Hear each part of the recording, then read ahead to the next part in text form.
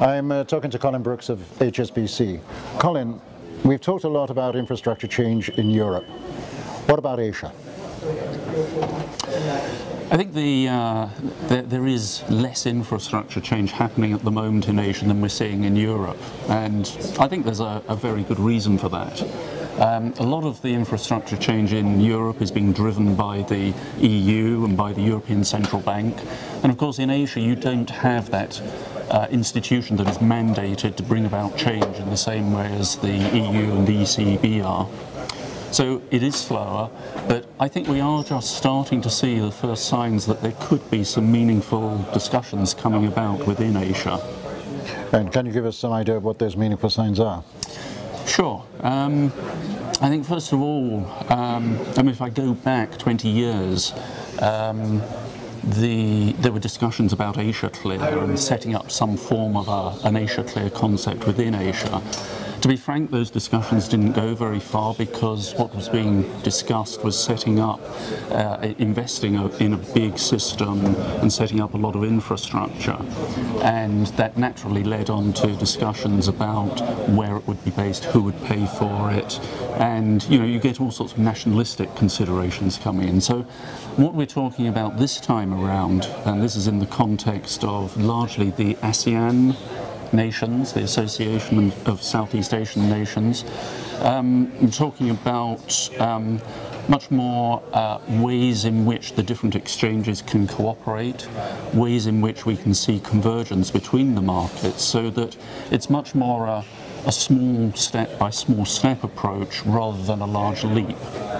Well, one of the drivers for integration in Europe has been the interregional flows. They're very, very strong interregional flows. Are they growing in Asia? Very definitely, and I think that is one of the key drivers that we're seeing.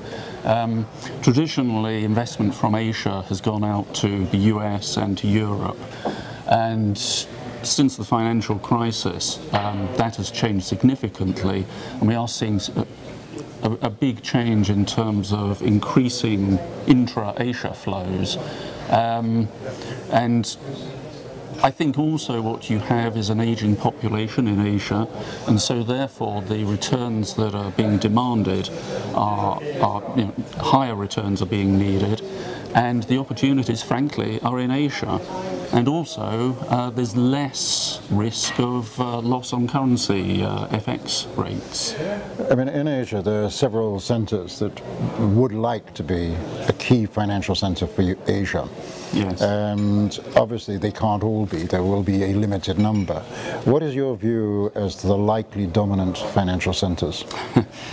That's a tricky one, John. I think at the moment you would see Hong Kong and Singapore being the natural contenders. In the longer term, though, I think it's highly likely that we'll see Shanghai strengthening, very possibly Mumbai. I believe both of those two centres will have an extremely strong domestic market, and on the back of that domestic market they will be able, over time, to develop internationally as well. It's very interesting this morning when it was mentioned at the conference, you didn't mention Tokyo. And you'd also, interestingly enough, did not mention Sydney. What do you see the role of Tokyo and the Australian and the Japanese markets in any such moves? Tokyo is an interesting one, and it's rather difficult to read. For the last 20 years, nothing has happened in the Japan market. But equally, you can't totally ignore it simply because of its sheer size. Australia, I think, is quite different. It's a relatively small market, and I think the fact that we were looking at a potential acquisition by the SGX indicates that they believe they have a limited role on their own. And I think therefore if they need to be a larger player on the international stage, they have to work with other exchanges, either through acquisition or being acquired, or through partnerships with other exchanges. Colin Brooks, thank you very much indeed.